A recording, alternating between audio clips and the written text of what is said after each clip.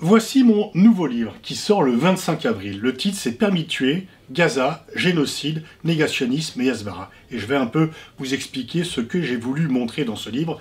Mais en fait j'ai été choqué par les différences de traitement de la guerre en Ukraine où on condamne légitimement les bombardements russes sur les Ukrainiens alors que en fait on fait silence sur, ou presque dans les médias mainstream en tous les cas, sur les bombardements israéliens sur Gaza, alors que le nombre de morts augmente de jour en jour, et que c'est une population qui est par ailleurs soumise à un blocus, et il n'y a plus d'aide alimentaire ou d'aide humanitaire.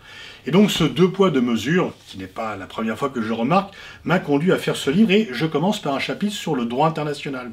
On sait que c'est très critiqué, ça ne sert pas à grand chose, mais le droit doit être une protection pour l'humanité et une protection pour les plus faibles. Le droit international sur Israël-Palestine, il est violé depuis très longtemps.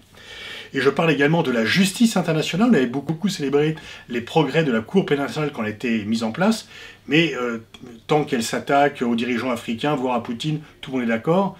Si par contre elle s'attaque à Netanyahou, bah là, on la critique, on dit que c'est plus de la justice et qu'il faut la dissoudre ou changer le droit. Et je décris toutes les alertes qui ont été lancées par les ONG, par le système onusien, les alertes qu'on reçoit de Gaza. Les journalistes, ils sont interdits, mais les gens envoient des messages, même s'il une fois encore, on ne les voit pas dans les médias mainstream. Et donc en fait, on n'en parle pas beaucoup, mais personne ne pourra dire « nous ne savions pas ». Ceux qui disent « nous ne savions pas », c'est qu'ils ne veulent pas savoir. Et donc, en fait, on sait ce qui se passe, et c'est d'autant plus inadmissible. Et là, il faudra témoigner devant l'histoire comment on a pu laisser faire un tel drame, une telle négation de l'humanité sans réagir, puisque les choses continuent. Il y a des protestations verbales, mais il n'y a pas d'action qui pourrait mettre fin à ces bombardements. Et donc je fais un long chapitre sur le biais médiatique. Le biais médiatique qui est très pro-Israël. On parle de la douleur d'Israël. On a beaucoup parlé des attentats, c'est normal, mais on ne parle pas du tout combien de une sur la population de Gaza par rapport au sort des otages, par rapport aux ceux qui ont échappé aux attentats, par rapport à la douleur des familles qui voient leurs enfants partir à la guerre. Il y a vraiment un deux poids deux mesures abyssal entre le traitement de la peine, de la douleur des Israéliens et le traitement de la peine et de la douleur des Palestiniens. Alors, en fait, je parle également de la Hasbara. La Hasbara, c'est la politique de communication d'Israël. Tous les États ont une politique de communication. La France, les États-Unis, tous les États ont une diplomatie publique. Mais celle d'Israël est beaucoup plus élaborée parce que le produit est quand même plus difficile à défendre. Lorsque vous occupez un peuple et que vous le réprimez, eh bien effectivement, alors il faut parler de ce qui va bien, la technologie, le tourisme, d'autres choses.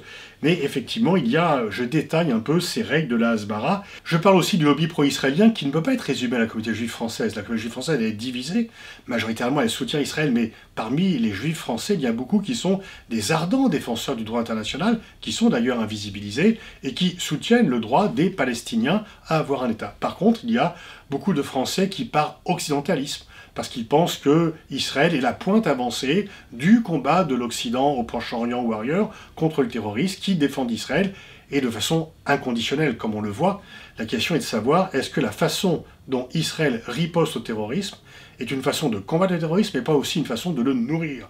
Sur le court long terme, d'ailleurs, Anthony Blinken, qui n'est pas islamo-gauchiste, l'ancien secrétaire d'État américain, a dit, en quittant ses fonctions, que le Hamas avait plus de miliciens en janvier 2025 qu'au début de la campagne israélienne.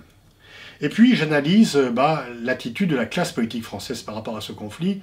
Et moi qui observe ce conflit depuis 25 ans, je vois bien un changement.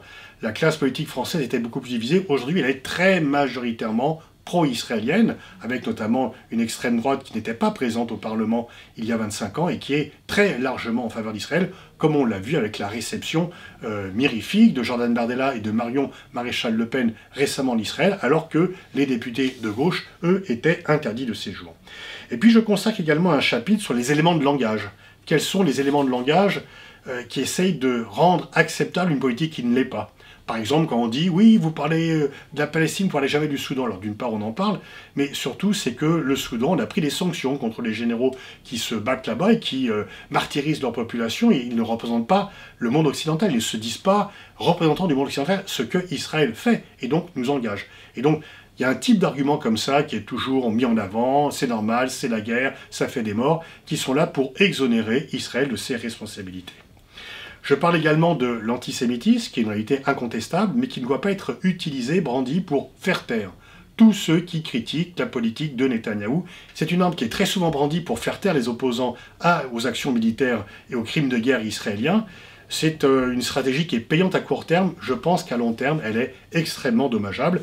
Et puis je pense quand même aussi, je parle d'islamophobie. Alors c'est un mot qui est tabou, on dit que ça a été inventé par les mollahs iraniens pour empêcher toute critique de l'islam. Non, ça a été inventé par les sociologues français au début du XXe siècle.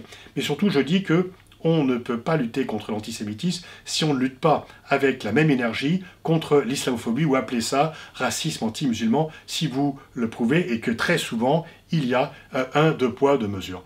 Et puis, je reviens assez longuement, parce que ça me paraît très significatif, sur l'affaire qui m'a opposé à Karim Bouamran et les attaques que j'ai subies après un tweet malheureux que j'ai retiré rapidement. Mais je crois que ce qui est survenu par la suite, que je raconte en détail, montre vraiment quelque chose de fondamental dans la société française. Alors voilà, permis de tuer, Gaza, génocide, négationnisme, Hasbara. Je ne m'attends pas à beaucoup d'invitations sur les plateaux télévisés, ni de comptes rendus dans les médias. Je pense que c'est le bouche à oreille et les réseaux sociaux qui permettront à ce livre d'exister.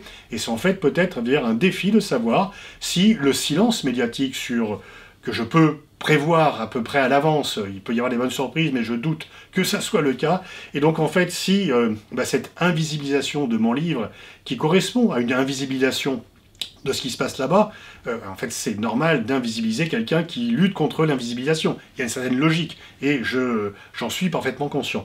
Mais j'espère que la mobilisation des citoyens, la volonté d'en savoir plus, la volonté de dépasser cette censure, et cette autocensure, qui est encore plus importante et plus forte que la censure, et grâce aux réseaux sociaux, où chacun peut s'exprimer librement sans être à la tête d'un journal, et on verra si ce livre trouve son public, parce que je pense qu'il y a un public pour ce type de vérité.